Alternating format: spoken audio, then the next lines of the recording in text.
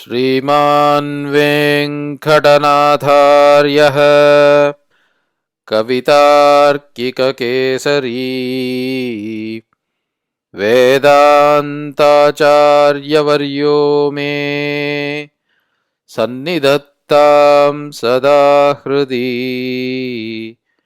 इति कुमारवरदार्येण विरचिता श्रीमद्निगमान्तमहादेशिकमङ्गलम्. Namaskaram. In session 1.06, we saw Ramanujadaya Patram, the very first taniyan of Swami Sri Vedanta Deshikar. This taniyan, starting from Sriman Venkatanathāryaha, is also a very popular taniyan. In fact, it is the most popular taniyan which is sung in almost every Sri Vaishnava house every day. And in any shloka that we recite, we first utter this taniyan of Swami Sri Vedanta Deshikar and then proceed to tell the shloka itself. So this taniyan has lot of reverence. In this taniyan, there are lot of names which are being told. One is Venkatanatha. We saw Venkatanatha even in the earlier shloka and the earlier taniyan. Then we have Kavitarkika Kesari, Kavi Kesari, Tarkika Kesari, and Venkatanatha, Vedanta Charya. So we have several names of Swami Sri Vedanta Deshikar in this particular taniyan. We will focus more on Venkatanatha, the name Venkatanatha, and then we will see two supporting shlokas which are from Deshika Mangalam and Pillayandadi, composed by his illustrious son Kumara Varadacharya. So, Ananta Somayaji was one of the 74 Simhasanadipatis selected by Bhagavad Ramanuja. All these Simhasanadipatis had the noble task of spreading Sri Vaishnavam to the world after the time of Bhagavad Ramanuja. So, Ananta Somayaji Andan was one among them. He was the great grandfather of Swami Sri Vedanta Deshikar. Ananta Somayaji Andan had a son called Pundarikaksha, who was at Kanchipuram. And Pundarikaksha had another son called Anantasuri. Anantasuri was the father of Swami Sri Vedanta Deshikar, as we will see later. Now, Anantasuri was brought up by under the tutelage of Pundarikaksha and his grandfather Ananta Somayaji Andan. And at the time when Anantasuri reached the time for his marriage or Panigrahanam, his grandfather Somayaji Andan showed special interest to get him married. See, this is how the divine revelations occur. Some blessing of the ancestor, especially forefathers, blessings are very important because the forefathers, the grandfathers' blessings are always filled with love and only love. So, the grandparental affection is very special. It is even more divine than the parental affection because parents always think about the welfare of the child. So, they tend to chide the child, they tend to admonish the child whenever the child is going in an erratic direction. Whereas the grandparents, who are always filled full of love and affection for the child, spoil the child, right? They show undue love and affection to the child. So, the blessings that come from grandparents are very special. So, in this case also, Ananta Somayaji approached one by name Appullar or Atreya Ramanuja, who was the Acharya of the forthcoming Deshika. So, Appullar was also a very devout person, devout Sri Vaishnava. And when Ananta Somayaji Andan approached Appullar for the hand of his sister called Totaramba, Totaramba was the mother of Swami Sri Vedanta Deshikar. So Appullar did not immediately agree to this proposal. He had to confirm that his acceptance was there for this proposal. So he thought of praying Lord Varadaraja Perumal for providing the guidance to proceed in this matter. And that night, Deva Perumal appeared in the dream of Appullar and told him to proceed with this proposal because there would be a great Acharya who would be born, who would benefit the whole world, and who would serve the cause, noble cause of uplifting humanity. This was the dream which Varadaraja Perumal appeared in Appullar's dream. So Appullar was overjoyed. The next day he approached Ananta Somayaji Andan and immediately agreed with great joy and jubilance. So Anantasuri got married on an auspicious occasion to Totaramba. They both led the life of Grihastha and lived in a house at Tupal, opposite to Deepa Prakasha temple. So years passed by and their desire to beget a child increased in them. They prayed to Bhagavan for a son and they started to visit lot of Divya Kshetrams in order to get a son. So they went to several Pushkaranis, they took bath in the holy rivers, and during their pilgrimage, they also visited Tirumala. So at Tirumala, they took the bath in Swami Pushkaranika, which is the Pushkarani at Tirumala, and then they paid obeisance to Sri Varahaswamy Perumal and then proceeded to the temple of Srinivasa. When they saw Srinivasa, they prayed Srinivasa with utmost devotion, enough to move the Venkatesha Perumal himself, Govindaraja Perumal himself. So they prayed for son to Srinivasa and the couple returned home and the devout couple went to sleep. In the later part of that night, Srinivasa Perumal appeared in their dream and said, O Anantasuri, here is a son of wonderful powers to you. Having said that, he gave the Perumal Sannidhi's Gandhamani to him, the handbell that was used to do Perumal's Thiruvaradhanam.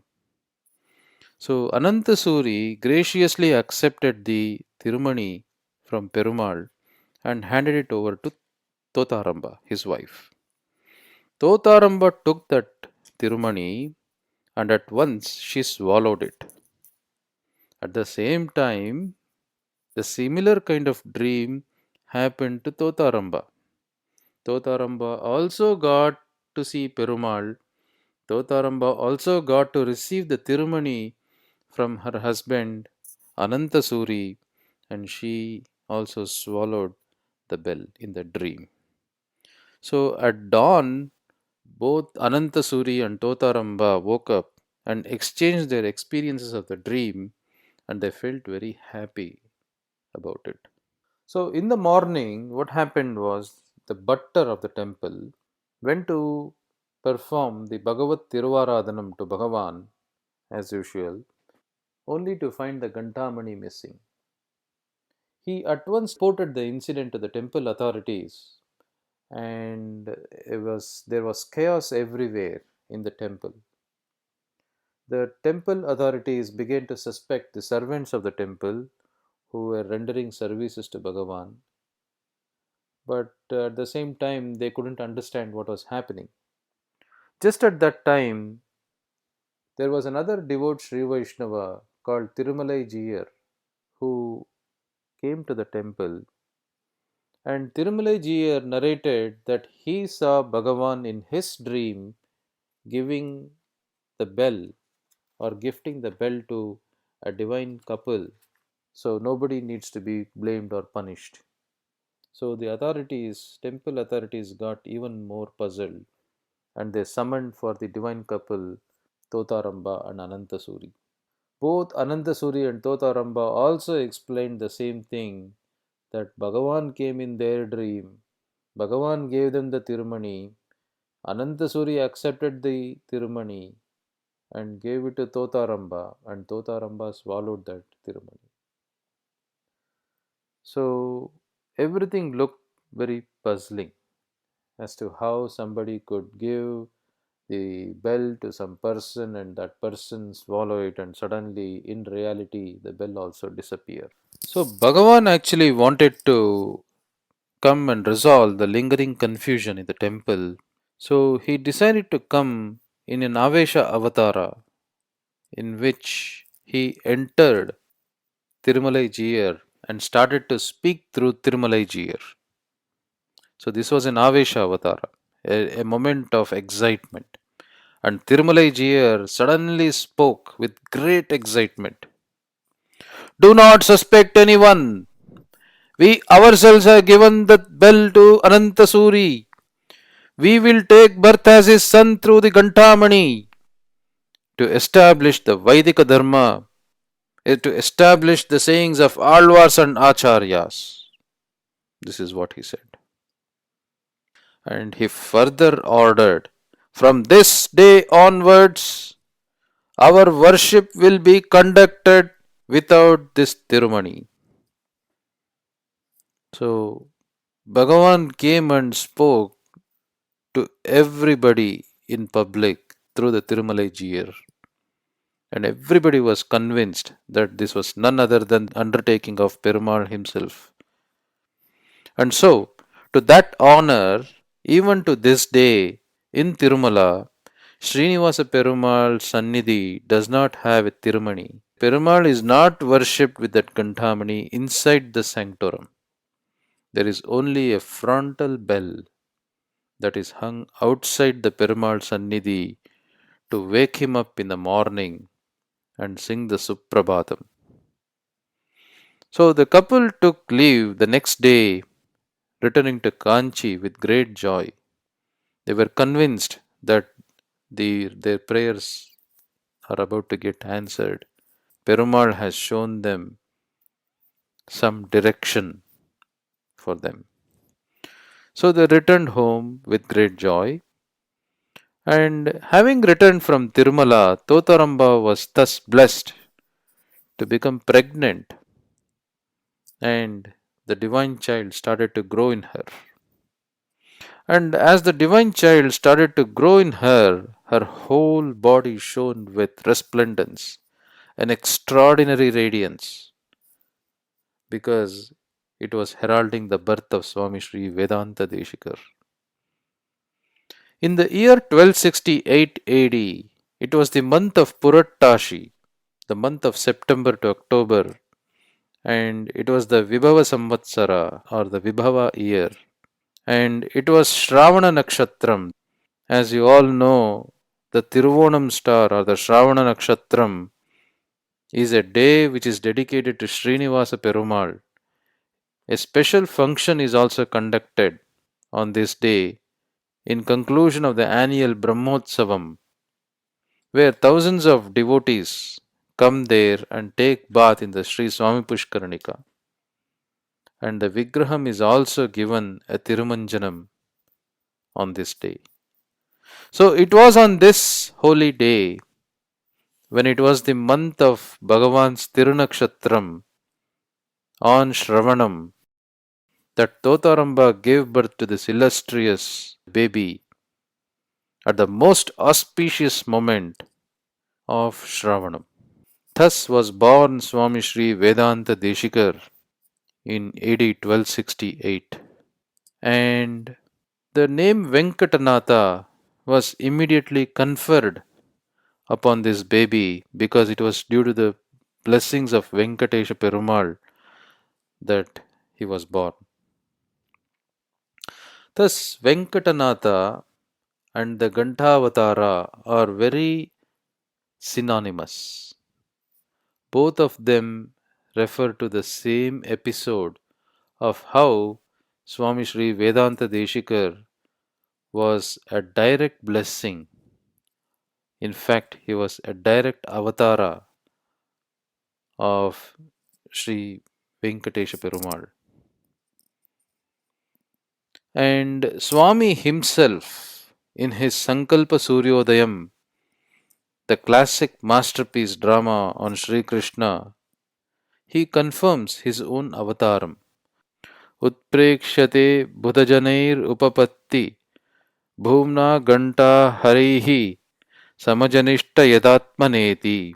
The people, the wise people who are endowed with wisdom or jnanam, consider that the Bhagavan Hari's Ganta, Haraihi Ganta, manifested of this Atman called Sri Vedanta Deshika. This is told by Swami Sri Vedanta Deshika himself in Sankalpa Suryodayam, one of the classic masterpieces of drama written by Swami Sri Vedanta Deshikar. Anyways, towards the end of Vedanta Deshika, many people, his contemporaries, successive philosophers, all saw the genius of Swami Sri Vedanta Deshika, and they oftentimes were so impressed and they wondered and considered him as a direct incarnation or an avatara of either Srinivasa Perumal or Bhagavad Ramanuja or of the Ganta himself. So they were all talking.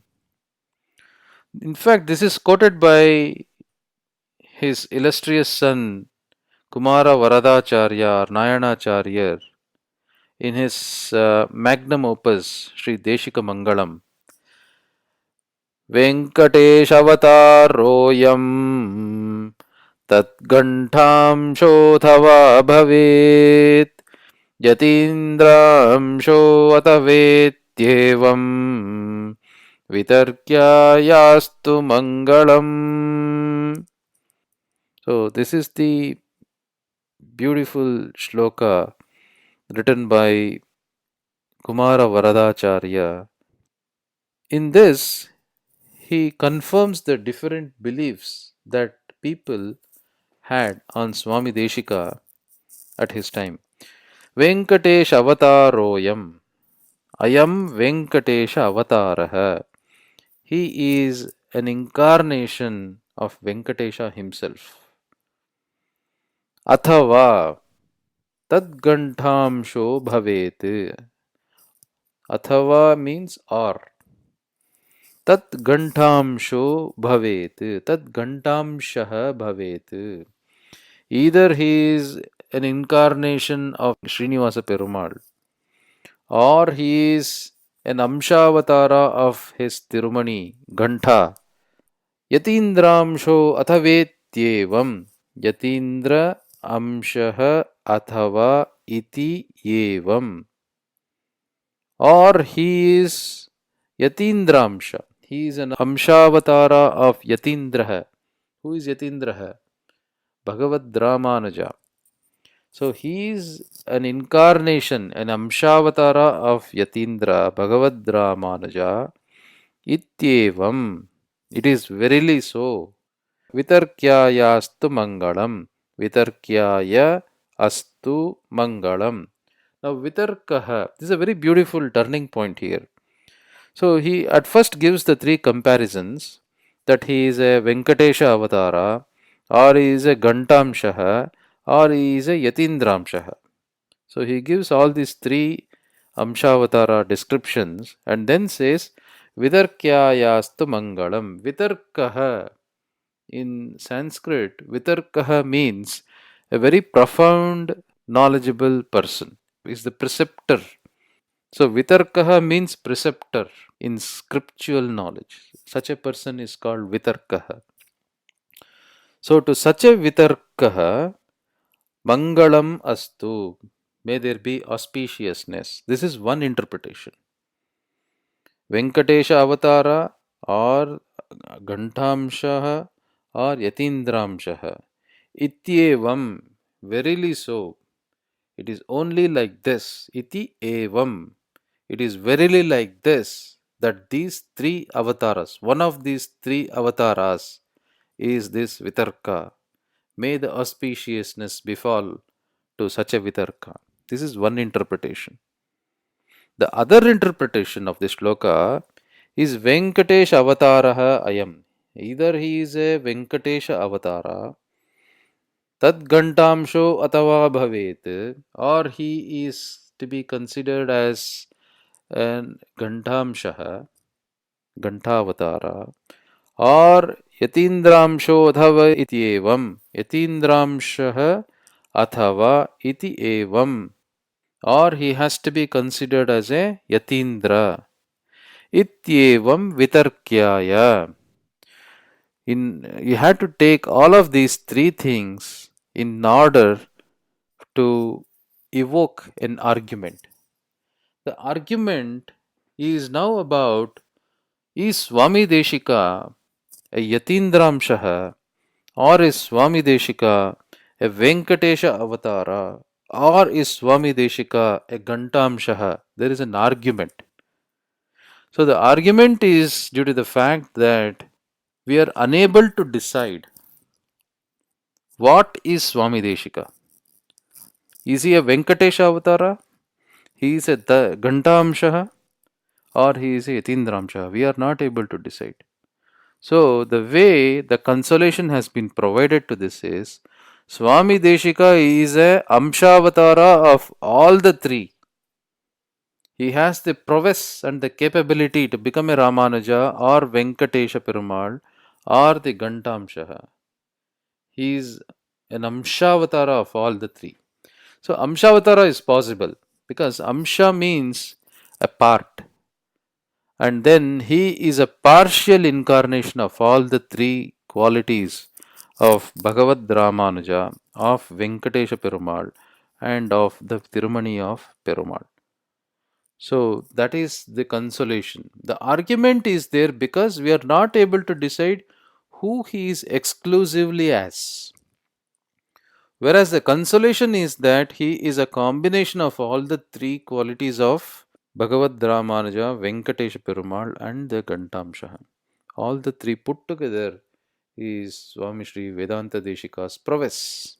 And this is accepted universally and also retold by Kumara Varadacharya in this beautiful passage. So that is the beautiful shloka from Kumara Varadacharya, which can be interpreted in both the ways as we saw.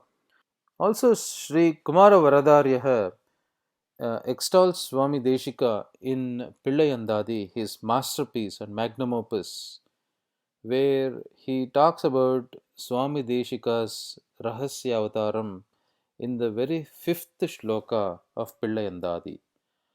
அன்று இவ்வுலகினையாக்கி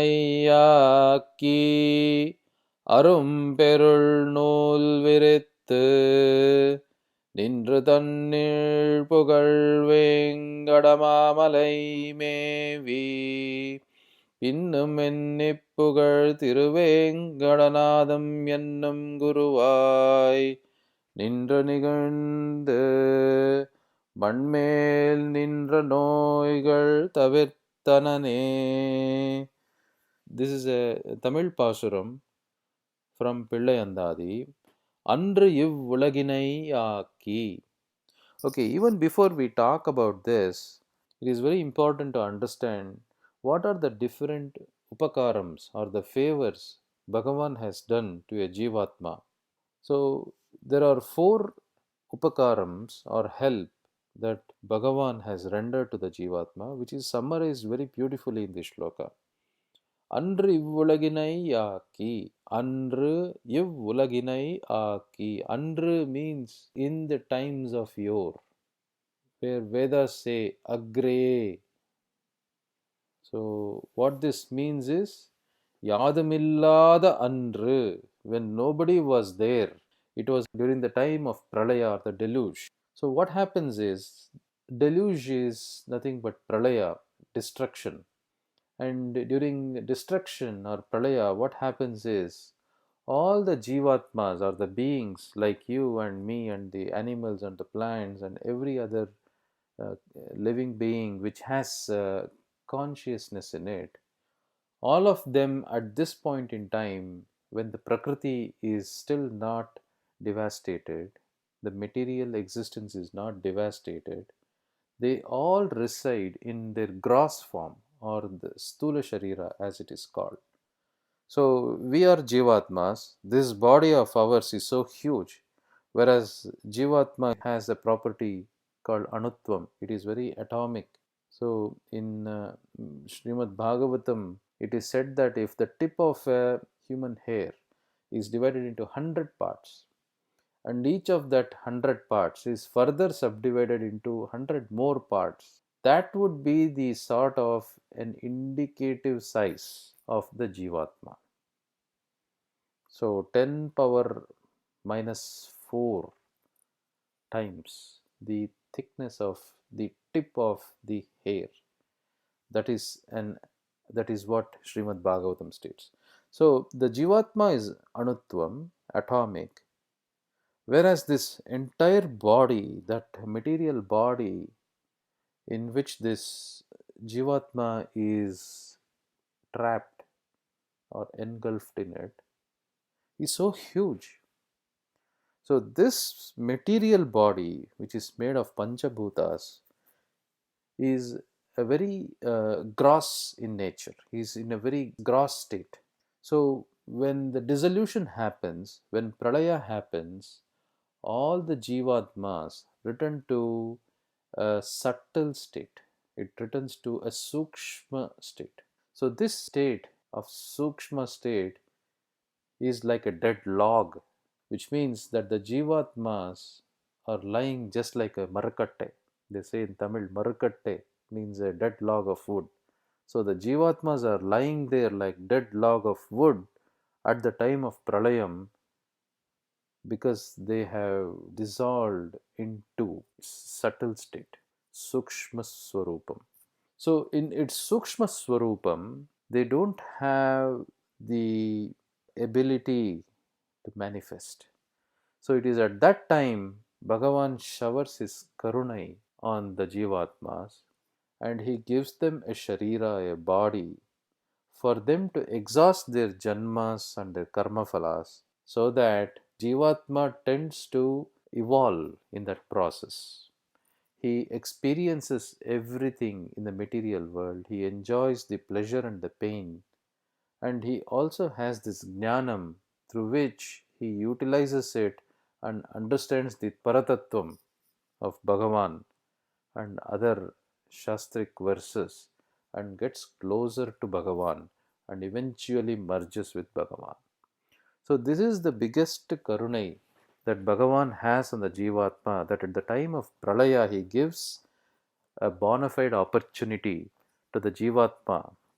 So, Anriv Ulaginayaki, on that day you created, on the day of Pralaya, you created this Jagat, you had this Srishti done. Arumporul Nul Virittu, Arumporul, Arumayana Porul. Arumporul means Arumayana Porul, a wonderful thing called the Shastra or the Vedas. Nul Virittu, a thread called the Vedas or the Shastras, a magnificent thread called the Vedas has been virit, dispersed. It has been scattered. It has been spread across. So this is the second upakaram Bhagavan has done. Not only he gave an opportunity for the Jivatmas to manifest by creating the world, he also gave the rule book called Shastras. And that is the Nool that we need to understand. Because without Vedas, we do not understand the tattvas of Bhagavan, the Jivatma, Naraka, Swargam, or any of the specific attributes of Bhagavan, or the kind of materialistic pleasures. Everything is hidden in Vedas. So, without Vedas, it would be almost impossible for us to evolve spiritually. So, that was the second blessing which Bhagavan gave and that is granting the Vedas. So it is said that Bhagavan granted this Vedas. At the time when the Srishti happened, Bhagavan immediately gave the Shastras or Vedas.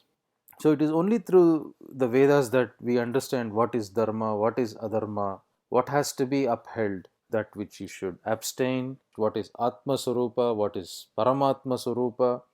All this is explained in the Vedas. So this was the second help Bhagavan did immediately after the Srishti, that is to give the Vedas, Veda Pravartanam as it is called, the spreading of these Vedas. Vedam Verittu, Nool Verittu. Then the third one is Nindru Tan Neel Pugal Vengadamamalai Mevi. Vengadamamalai Mevi. Vengadamamalai Mele. So on the top of the Vengadamamalai, Tiruvengadamamalai, on the hills of Tirumala, Nindru Tan Neel Pugal. Nindru Tan Neel Pugal. Nindru. So as you know, Bhagavan came to Tiruvengadamamalai or the Saptagiri hills. He came there and stood there. Srinivasa incarnated and stood in the Nindra Tirukkolam. So he is standing there in the standing posture. And it is Tan Nilpugal. Tan. The word Tan means that it is his Tirumala. The Tirumala which is for him alone. That is what the Tan means. So Nindra Tan Nilpugal. Nilpugal. So as you all know, Tiruvengada Mamalai, the Tirumala hills, has been so famous. Nilpugal means it is having lot of fame. The Tirumala hills which are abound with fame. So as you all know, in all the 10 Puranas, Venkatesha Mahatmyam, and also even in places of Ramayana, this is being very highly talked about. So Tirumala is very famous, and he has incarnated there. Bhagavan incarnated himself, stood there as Tiruvengadamudayan in his Mamalai. Pinnum Vendrippugal Thiruvengadanathan Yennum Guruvai. So the first help is he created the world. The second help is he gave us the Shastra, he spread the Shastras. The third help is he himself came there, incarnated and stood there as Thiruvenkadamudayan. This is the fourth help which Kumara Varadarya tries to explain. Pinnum Vendrippugal Thiruvengadanathan Yennum Guruvai. So after this he came and took the avataram of an Acharya called Thiruvengadanathan or Vedanta Deshikar, Vetrippugal, who was famous for victory. He was only victorious because Hayagriva Perumal sat on the tip of his tongue. Whatever Vedanta Deshikar spoke, it was enough for his opponents to get subdued. All the Avedic matams were annihilated at the time when Vedanta Deshikar existed.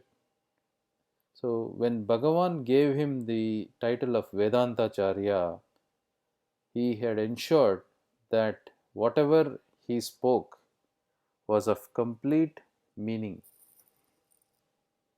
Nindru Nigandu, so he stood there. Vedanta Deshika, as a guru, stood, emerged victorious and stood there invincible. Manmel Nindra Noigal Tavirtanane. Manmel, that man is nothing but mud, the samsaram, mud. Manmel Nindra Noigal Tavirtanane. So what did Tiruvengadamudayan do? He first created the world. He gave the Shastras. After having given the Shastras, he himself appeared to all the people. Lot of people saw him when he appeared himself. But even that did not work. What Perumal could not achieve by his own incarnation, he was able to achieve through the avataram of Swami Sri Vedanta Deshikar, or through an avatar of Acharya. And then Swami Avataras was so victorious that he won all his opponents. And due to this, what did Tiruvengadamudiyan achieve? He ensured that the noigal, or the bondage that exists in this samsaram, is all removed. This is what Pillayandadi's fifth shloka states, that the four upakarams which are done by Perumal to a Jivatma are Maha Maha upakarams. They can never be tantamounted to anything else. This is the Samambonan message. So here also there is a reference that Bhagavan Srinivasa Perumal himself took the avataram Thiruvengadanathan, which is Swami Vedanta Deshikar. So we shall talk more about in the next session. Thank you.